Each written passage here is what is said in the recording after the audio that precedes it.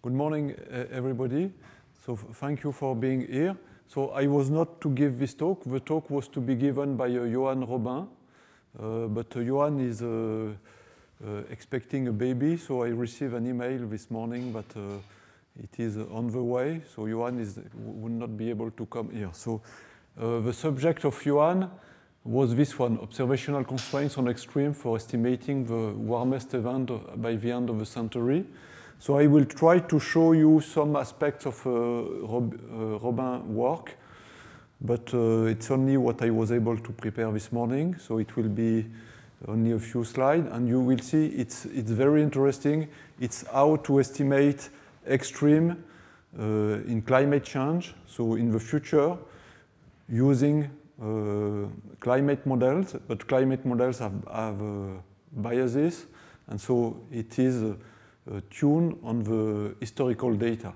And so it's how to use both climate model and historical data to be able to make the best to estimate the extreme. So it will be illustrated on the extreme temperature. And so we work with Johan within a framework, a collaboration framework between IPSL and RTE. So I am leading it from the point of view of IPSL, and from the point of view of RTE, it is led by Laurent Dubu. So I will tell you a bit more about this collaboration framework, explain you a bit what we do. And finally, I will end by my own subject, which are rare event simulation for extreme events applied to extreme heat waves and extreme of renewable energy production. So for those that were here, it has been already covered by Bastien Cosian. So I will try to give a complementary perspective on this. So before I begin, I want to first talk about the GDR défi théorique pour les sciences du climat, theoretical challenges for climate sciences. So it is this GDR that organized this meeting together with IMPT, Institut des mathématiques pour la planète Terre. So the aim of the GDR is to identify and work on key theoretical issues that need to be solved related to climate sciences. And so it gathers mathematicians, theoretical physicists, computer scientists, data scientists on one hand, and atmosphere scientists, ocean scientists, and climate scientists on the other hand. And so we try to develop new tools to address key challenges in the climate issue. And so here there is it's really multidisciplinary. So here you see some of the questions we address within the GDR. And within this GDR, the energy part was from the start included. And so it was natural for us to organize this meeting. So we have organized about 3 events a year, and it began 3 years ago. So this one is the 8th event, so we address many aspects, machine learning, modelization, and so often the meetings are tuned to the climate aspects. For instance, the last meeting was in Grenoble, where we were gathering all the Grenoble community around climate sciences. In Grenoble, there are lots of labs, and so it was a national meeting, but focused on the Grenoble community. So this is the website, so you can go and see what will be the future events. And so it is also organized by the Institut des mathématiques pour la planète Terre. So this began also a few years ago. So it was led until a few months ago by Laure Saint-Raymond, together with Arnaud Guillain. So both Laure and Arnaud were here the previous day. And so I was part of the people that run this at the beginning with Arnaud and Laure. Was part of we put it forward. I was part of the bureau and the scientific committee. So I left also this one because of lack of time, but it is a very interesting, it is funded by INSME from CNRS, the Mathematical Institute, and it gives a lot of funds to have a pluridisciplinary project. So there should be one very important applied question related to environment, and it should be coupled to a mathematician. And so environment here is understood on a very broad sense. So it includes climate, it includes energy, but it also includes health, biodiversity, resources, well, all the aspects of environment, if they can be coupled to new mathematics, can be funded through this project. So I encourage you to apply. So there is once a year, there is a call where you can apply for this.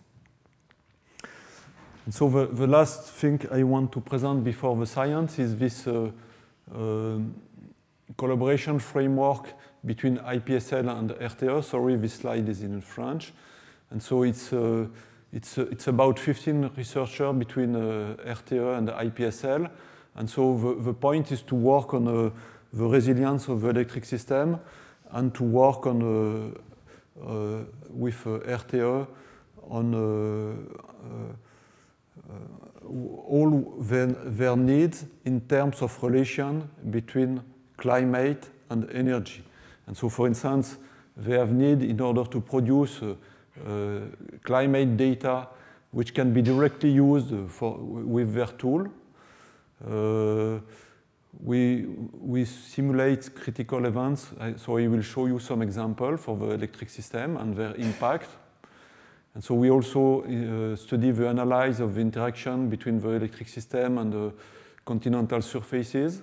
So for instance, here we help RTE to improve the model for the temperature in the ground related to the security of the electric lines now and in future climate.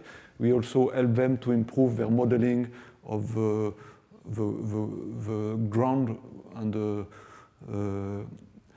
river aspects of the water related to the energy system. So here we were producing data which are the right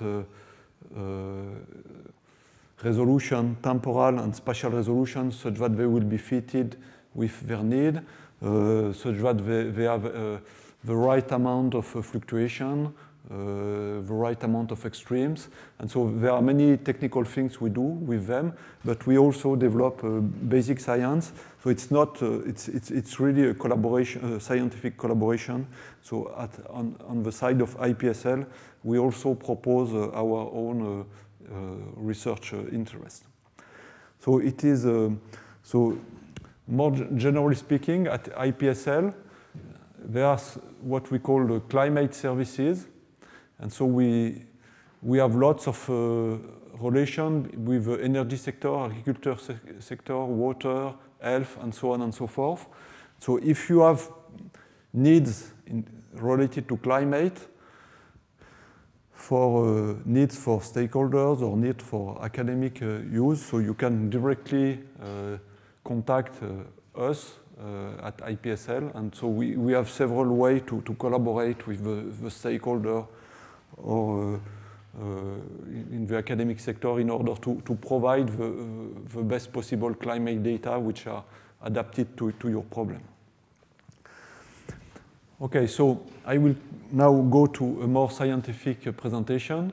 So my main interest is in rare events, and so I will explain you why rare events matter, why they might matter. So then I will talk about Robin's work about estimating future probability of extreme event using observation and generalized extreme value theory. And then if I have time, I will tell you a bit more about rare event simulation for extreme of residual load on the electric system.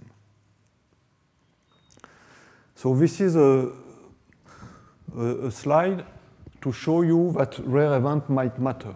So here it's not in the electric system, it's just the impact of extreme events in terms of annual death. And so here you see a graph that comes from one of the UN agencies. So you see during the last 25 years, the amount of annual deaths related to climate-related disasters.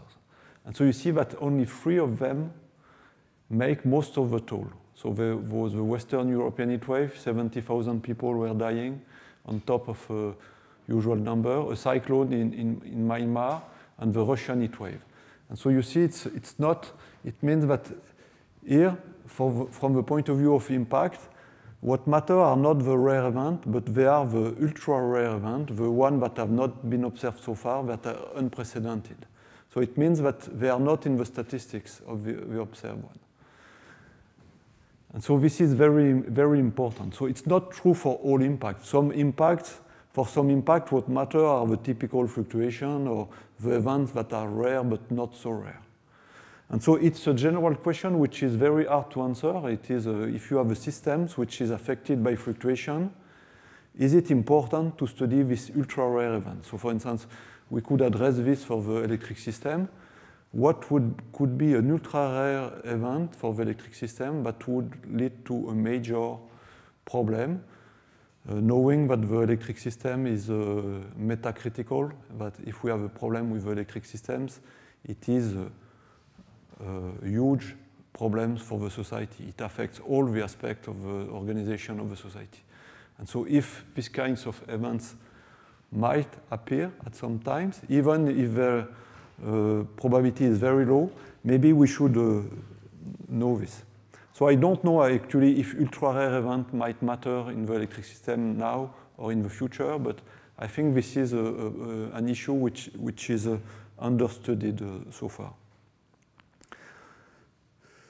So if we are interested in this, in rare events in general or extreme events, so we have 3 key problems. So the problem is that the historical records are way too short in order to be based on data. For instance, you have seen the previous events, they were unprecedented. And so if you look at the probability to have European heat waves, if you look at the literature, I mean, the estimates go from 100 years return time to 10,000 years return time. Basically, it's very hard to give a precise answer. And so we cannot give it just from the data. It's not possible because of the lack of data. And so this is really a challenge. Then we can use models, for instance, in our case, climate models. So climate models are wonderful tools. It's really amazing what they can do, but they are not perfect. They have biases. And so especially about extreme, we are not always able to quantify very precisely these biases. And so the other problem is that the more precise they are, the more computationally costly they are. So if you have a very precise climate model, it's very hard to simulate. So you will have a hard time to get a lot of data which is really relevant for your extreme events. And so this is the third point. Because they are too rare, the most extreme event cannot be computed using direct numerical simulation. And so this is my specialty, this third point, is how to be able to simulate much more events with a very complex climate model at a reasonable computational cost. Okay, so this will be the subject of the last part here. So here I want to consider with the work of Robin a problem where we are considering less extreme event but still extreme. And so this is the problem of being able to estimate the probability of extreme event using observation and the best we have from the point of view of climate models. So let me ask you a simple question just to explain you the importance and the interest. So for instance, what is the maximum possible temperature that we can observe? So this is a very important question for so many applications, a nuclear power plant, the installation on the electric system, if we have a transformer, if we have lines. So all the, basically, when we speak about adaptation, much is related to what might be the maximum possible temperature. Okay, so how can we answer such a question? So here you see, for instance, the data, the past data, So you see the maximum observed temperature over Europe. So you see this is directly from observation or maybe through reanalysis, but this is a very precise data. However, it doesn't need that it is the maximum you can observe. I mean, because there are fluctuations in the climate that could lead to higher value than this one. And so here you see a single example. It was the temperature for 2022 heat waves. So you see that some of the data here for the maximum observed temperature came actually from this event. So the problem here is how to answer the question. What is the maximum possible temperature? Both in current climate, it's already not easy in current climate, but it's even harder in future climate. So how can we deal with this? So we want to use all what we have. So we need to use all the available observation data. And we also want to use the best available climate model outputs.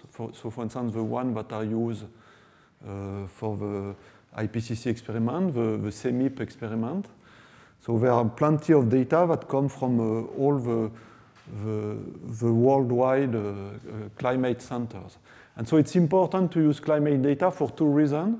So even for present climate, this gives us an information about the possible fluctuation of the climate, the natural variability. But it is also the only way we have to go into the future and to try to understand the impact of climate change due to greenhouse gases. And so the difficulty is to combine the present and future data set and to make sure that we use also the observation in order to debias the possible error that comes from the model. And so we want to do that in the best possible coherent mathematical framework. And so for this, there are two key tools. So the first one is a generalized extreme value theory, which is a theory in statistics that allow to inform us about good fit for extreme values. So we can use some data and have some fit that are relevant as soon as we are considering maximum value for a sufficiently long period. And so this will be one of the base of the approach. And the second approach, in order to combine past and present data, will be to use a Bayesian approach. Basically, we'll make a prior distribution based on the climate model. And so we'll have lots of data coming from the climate model to make a prior distribution. But then we know that the distribution are some biases. And so we will use the observation data in order to have an a posteriori estimate of the actual distribution based on what has been actually observed. And so we will, for this, what will be used is a Bayesian approach. And so the further difficulty is the fact that all this data set will be non-stationary. Okay, so the generalized extreme value theory gives us this a fit for a distribution. For instance, you look at the probability at time t that the temperature t is smaller than some threshold I. And so you have an expression here which comes from extreme value theory, and it is a functional form that depends on three parameters. One is related to the average, one is related to the variance, and one is related to the type of tail we have in the distribution. So roughly speaking, it's not exactly this. And so this is a natural fit as soon as you are looking at maximum temperature over a range which is sufficiently long. So here we will consider yearly maximal temperature, and so we can test whether it should fit within this set of distribution, and then if we think that it could fit within this fit, the work will be to fit these three parameters. And so the question is how to fit these three parameters. So they will depend on time because of climate change.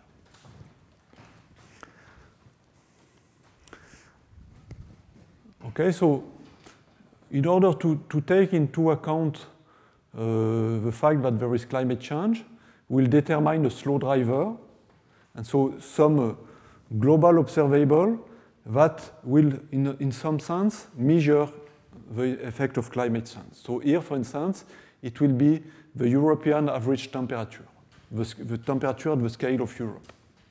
And so then we can estimate the evolution of this variable with climate change, and also due to natural variability, and possibly due to other driving factor.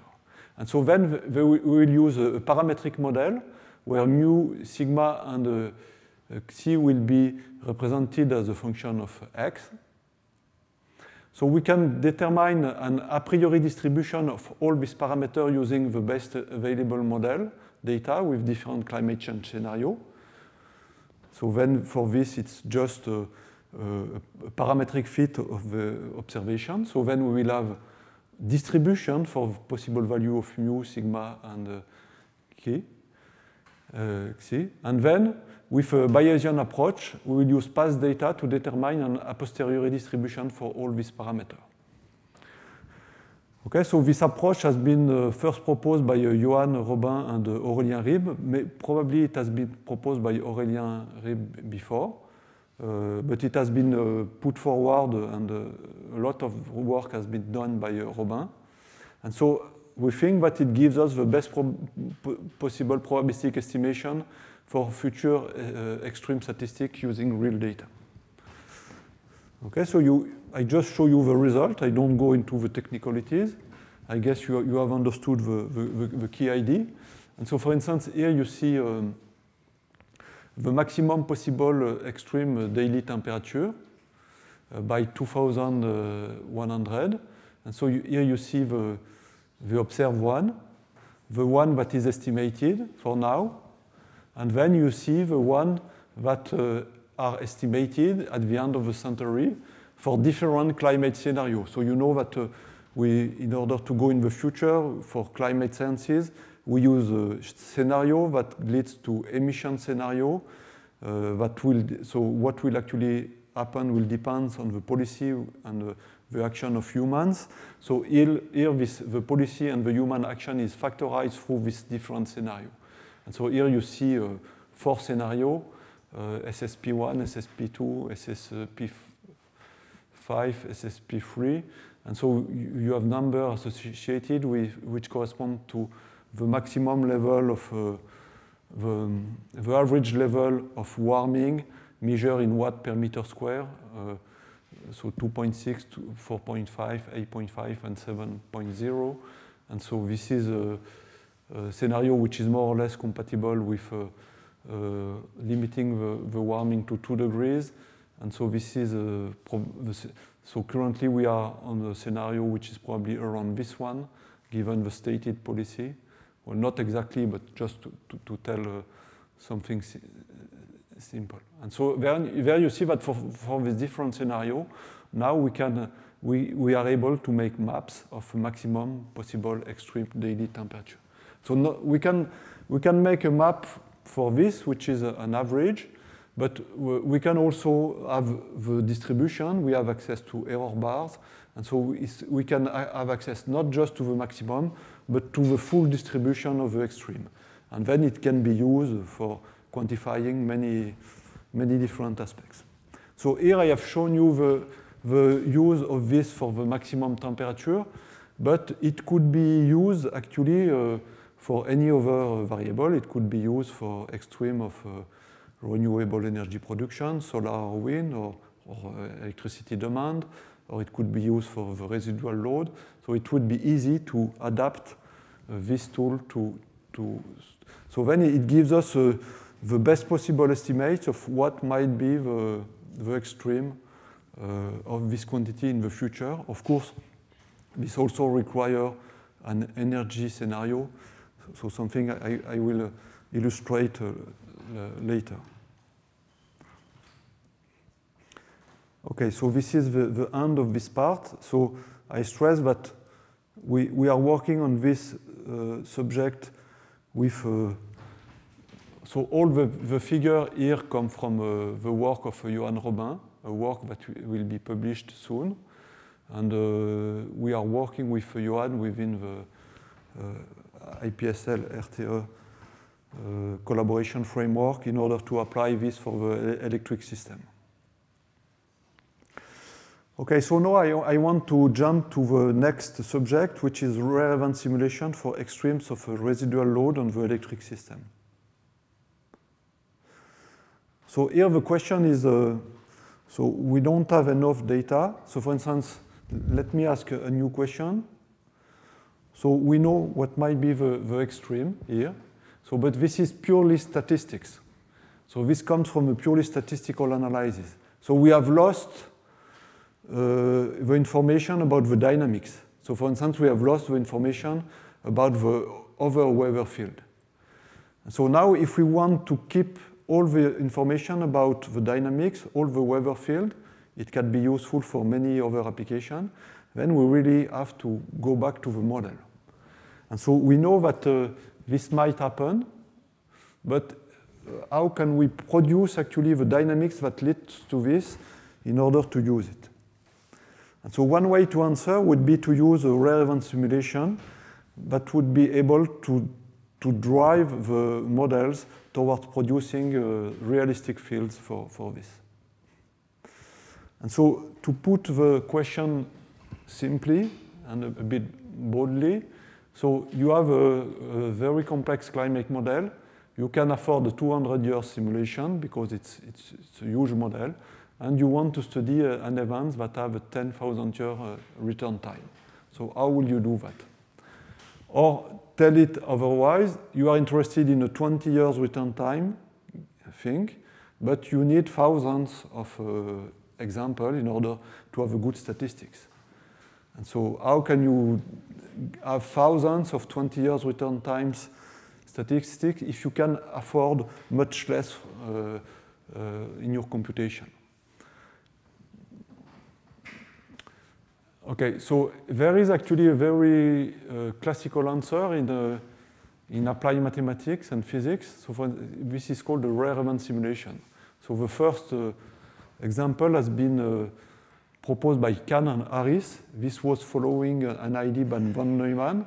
Von Neumann, it's the same von Neumann as the one in economics or in computer sciences, or it's the same von Neumann as the one that made the first numerical simulation of the weather.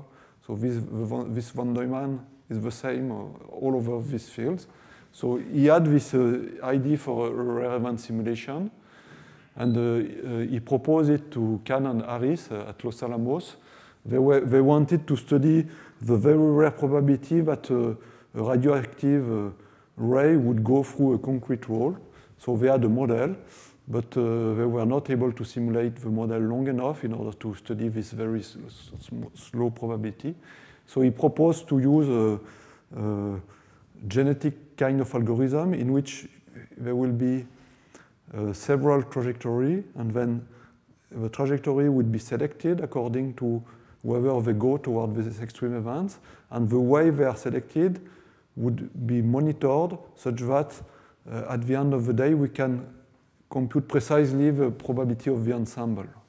So I repeat, so you have ensemble of trajectory, you select, you clone or reproduce the most extreme one, you discard the others, such that you put the numerical effort just on the extreme one, but also you monitor the probabilities such that you can come back to the actual probability. So here I show you lots of applications in statistical mechanics. There are lots of works in applied mathematics. And actually, in my group, when I was in Lyon, we applied this for turbulence and climate application during the last 10 years. We have actually applied this to astronomy problems. For instance, the probability that the solar system loses its stability with Jacques Lascar. And so now, I mean, there are several groups in the US and elsewhere that, for instance, Jonathan Weir and Dorian Abbott, that have also tried to apply this to climate models. And we have also colleagues like Rainer Grauers, Tobias Grafke, that also applied it to this or other methods to turbulence problem. Okay, so I think I will not go into the detail of the algorithm, but the first application we made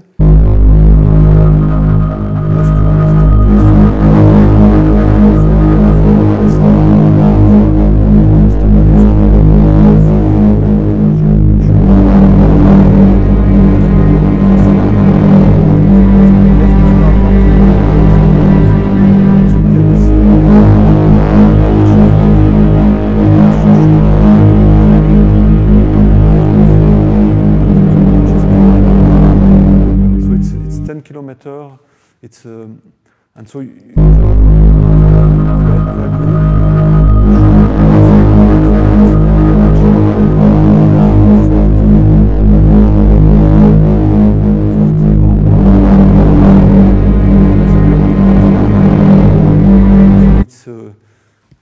so you see that it is very narrow. And so it's just like a jet, when you are in your garden, or the jet of in the lake of Geneva, for instance. So physically, you locally have a very concentrated momentum, and so this is called the jet stream. Actually, so it goes. It is always present. It is a coherent structure that is always present all around the planet. We have two main jets, one in each hemisphere, and sometimes this jet can be split into subpolar jet and subtropical jet. But when we look at it at this altitude, often there is just a single jet. Okay, so this jet is the main driver of the weather. So for instance, here, when you have a meander like this, the flow goes this way here, and so you have an anticyclonic circulation. So here you can say that here the weather is very nice with very clear sky, as was explained at the beginning of the week by Riwal. And so here it's the other way around. Here it's cyclonic, and so here you will have lots of rain, especially here and there, associated to this cyclonic perturbation. And so basically understanding the statistic of the weather or understanding the statistic of the energy production is directly connected to the dynamics of this jet. And so here you have an anticyclonic area. So in winter it will be very cold. So if this jet is shifted much northward, it means that here there is nearly no wind. So it could be here very cold and no wind. And so so here you will have no sun. Okay, so it is basically those fluctuations that needs to be understood, both for the point of view of climate extreme and the point of view of extreme over the electric system. And so we have used relevant simulation in climate models. So I will show you just the result. And so this is a sketch of how the algorithm works. So this is time. So we have an ensemble of trajectory. We stop the simulation. Some of the trajectory are selected. For instance, here the green one is selected. So from it we clone a new one, the blue one. And the blue one that was here has been discarded. And so here we stop again. There is a selection mechanism. We stop again. There is a selection mechanism. So after some time, you see that the distribution of the trajectory is biased towards the extreme value compared to the distribution which is natural for the model. But the way it is biased is monitored and controlled. And so from these biased statistics, we can come back to the original statistics. Okay, so this was an example in a very simple model, but we did that for climate models. So, so the first work has been done in 2018, and here you see a return time curve. So this is the return time, the inverse of the frequency for the event, and here this is the amplitude. So this was for a seasonal heat wave. So it's a temperature anomaly over Europe in this case.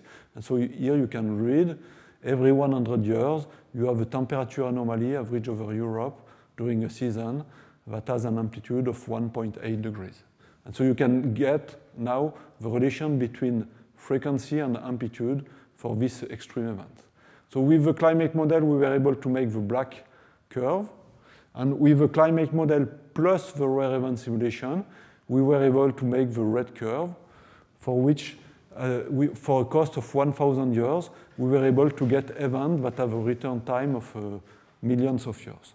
Okay? So it might not be useful to have such rare event, but another way to see this is that if you are interested by events that have a return time of 20 years or 100 years, you get much more statistics.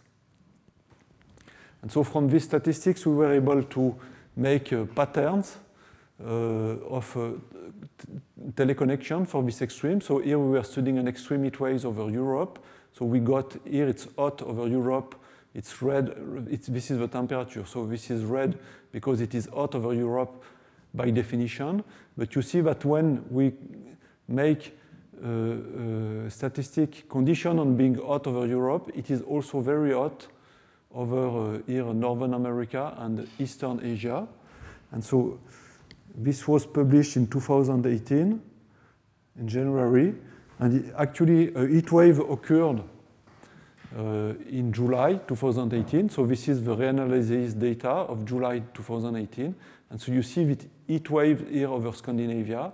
And so you see that the pattern that was observed in July 2018 is very close to the pattern we were predicting for this extreme heat waves. Okay, so this shows you that actually the climate model are good tools. They predict well the pattern for these kinds of things. And so the good news is that for these events, we can make huge catalogs of data sets that leads to these extremely rare events. And so this is the things we want to use. And so as Bastien explained 2 days ago, so we have applied this for residual loads. And so we use a wind production model. So we start from the climate or weather field. We use a simple model for a capacity factor. We use a model for the scenario of installed wind turbine at the European scale. So those are scenarios by 2050 as they have been produced by the main stakeholders in the energy community.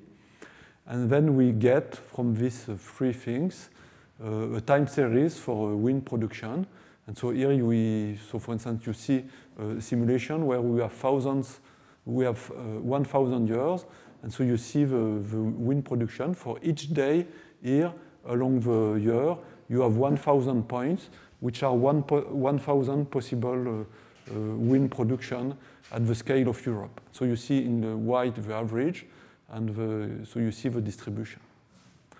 Okay, so we can do that also for solar production, the same way with a simple model too. We can do that for a demand model. And so we can combine all this in order to study the residual load, which is the difference between the demand minus, it is the demand minus the production by a renewable. Okay, so we have made various statistical studies. So for instance, here you see some return times plot for wind production as an example. And so you see we have plenty of scenarios. So here you see 5 of them. So you see the return time, for instance, for each 100 years, you can see how much the capacity factor for wind production at the scale of Europe dropped. And so we did that. So you can study how the effect of spatial aggregation, for instance, comparing France and Europe. So we have studied also the effect of temporal aggregation. And so one thing we observed is that for long events, for events that last long, so for instance, here it was for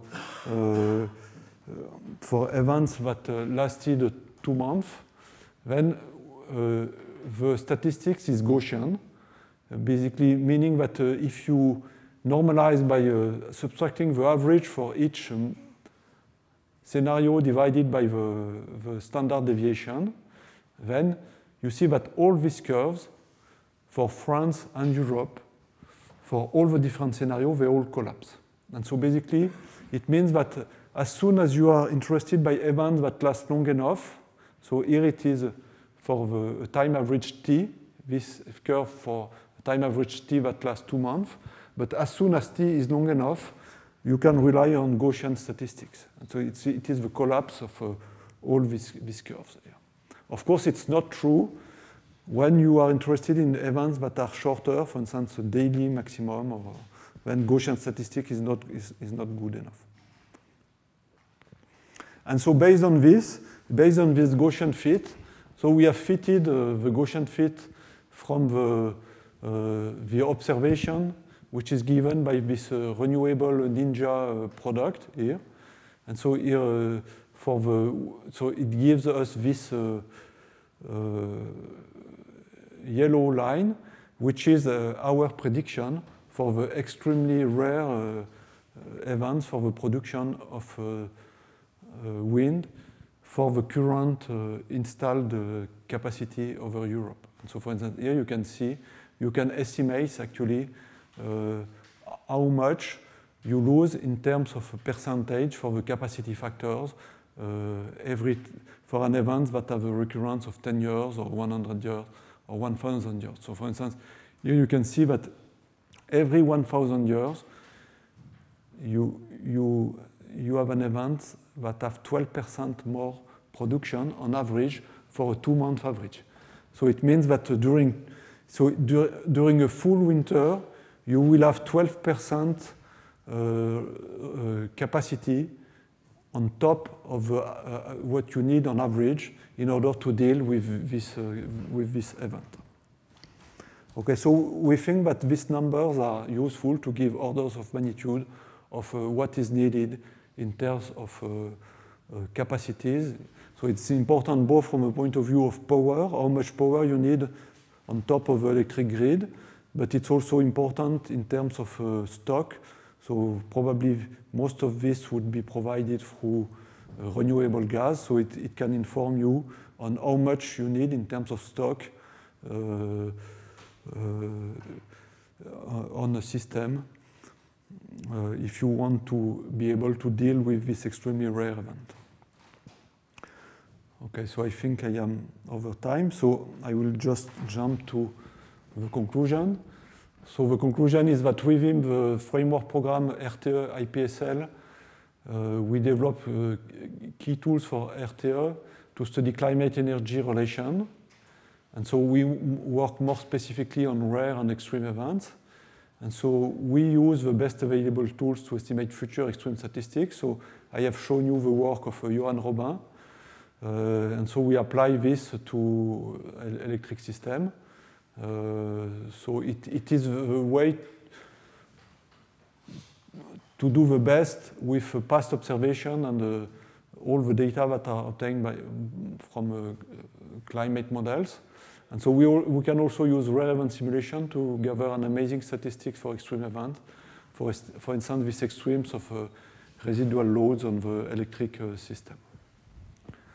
Okay, so thank you for your attention.